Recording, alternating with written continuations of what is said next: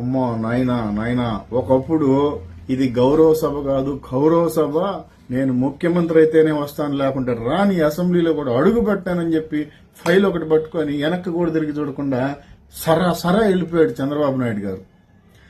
ఆ చంద్రబాబు నాయుడు గారు ఈరోజు జగన్మోహన్ రెడ్డి అసెంబ్లీకి రా, జగన్మోహన్ రెడ్డి అసెంబ్లీకి రా, ఇది దేవాలయం. ఆ రోజు కౌరవ సభ అనిపించింది, ఈరోజు దేవాలయం అనిపించేస్తున్నది అనమాట. ఇప్పుడు జగన్మోహన్ రెడ్డి గారిని రమ్మంటున్నారు, మీరు వెళ్ళిపోయారు కదా సార్, వెలిగి మీరు రాలేదు కదా, ముఖ్యమంత్రి అయితేనే వస్తానని చెప్పి శపథం పూని వెళ్ళిపోయారు కదా. ఇప్పుడు అట్నే అనుకోవచ్చు కదా, రేపు ముఖ్యమంత్రి అయిన తర్వాత వస్తాడేమో. మన స్పీకర్ గారు అంటున్నారు జీతం కట్ చేస్తాం అసెంబ్లీకి రాకపోతే జీతం కట్. అసలు మీరు అధికారంలోకి వచ్చిన 6వ నెల నుంచి మాట చెప్తున్నారు స్పీకర్ సార్, జీతం కట్ చేసేస్తామని. అసెంబ్లీకి రాని ఎమ్మెల్యేలకు జీతం కట్ చేయండి సార్.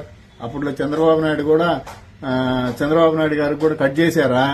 ఆయన తీసుకున్నాడా లేదా? తీసుకో ఉండడు, ఎందుకంటే అంత కోపం ఉండేవాడు, ఆయన కూడా తీసుకో ఉండడు. ఇప్పుడు జగన్మోహన్ రెడ్డి గారు కూడా తీసుకోవట్లేదు అనుకుంటా. కట్ చేయండి, అసెంబ్లీకి రాని వాళ్ళకి జీతాలు కట్ చేసేయండి సార్.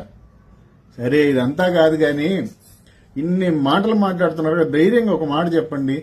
పబ్లిక్ గా అసెంబ్లీలో జగన్మోహన్ రెడ్డి గారు వస్తే జగన్మోహన్ రెడ్డి గారికి ఇంత టైం మేము కేటాయించదలుచుకున్నాము, రోజులో అరగంట, గంట, లేదంటే 2 గంటల, లేకుంటే 5 నిమిషాల, అది చెప్పండి. లీగల్ గా చట్టబద్ధంగా ఆయనకి ఎంత టైం కేటాయిస్తారో అది కూడా చెప్తే సరిపోద్ది కదా జనాలకి. అప్పుడు జనం చెప్తారు ఆయన పోవడం కరెక్టో పోకపోవడం కరెక్టో అనేది కదా. చెప్పండి జగన్మోహన్ రెడ్డి గారు, మీరు గనక అసెంబ్లీకి వస్తే ప్రజా సమస్యల మీద మాట్లాడేదానికి ప్రతిపక్షం లేదు కాబట్టి మిమ్మల్ని ప్రతిపక్షంగా భావించి, నోట్రాసి వల్ల భావించి మీకు రోజులో ఇన్ని గంటలు మేం కేటాయిస్తాము. ఏదన్నా సమస్య మీరు అడిగినప్పుడు చెయ్యెత్తినప్పుడు మీకు మైక్ ఇస్తాము ప్రజల తరపున. ఎందుకంటే ప్రజలను మేము గౌరవిస్తాం కాబట్టి, ఆ ప్రజల ఓట్లు ఇస్తేనే అధికారంలో ఉన్నారు కాబట్టి ఈ బాధ్యత మీ మీద ఉంది. దీనికి ఇంత రచ్చ దేనికి? ఆయన రావట్లేదు, ఆయన భయపడ్డాడు, ఆయన రావట్లేదు, ఆయన భయపడ్డాడు, జీతాలు ఏంది ఇదంతా.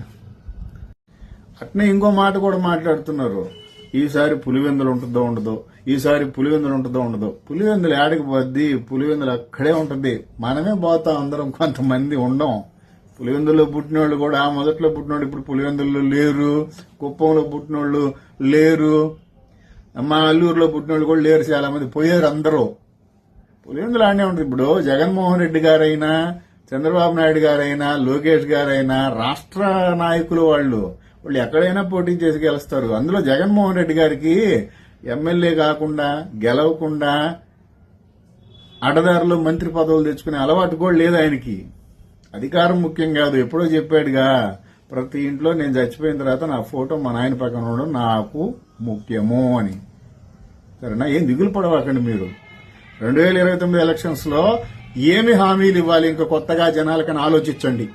ఎందుకంటే మన హామీలు అంత బాగా నమ్మే స్థాయికి వెళ్ళిపోయారు కాబట్టి కొత్తగా ఏమి హామీలు ఇవ్వాలి జనాలకి ఆయన ఆలోచించి ఆ విధంగా పరిపాలన చేయండి సార్.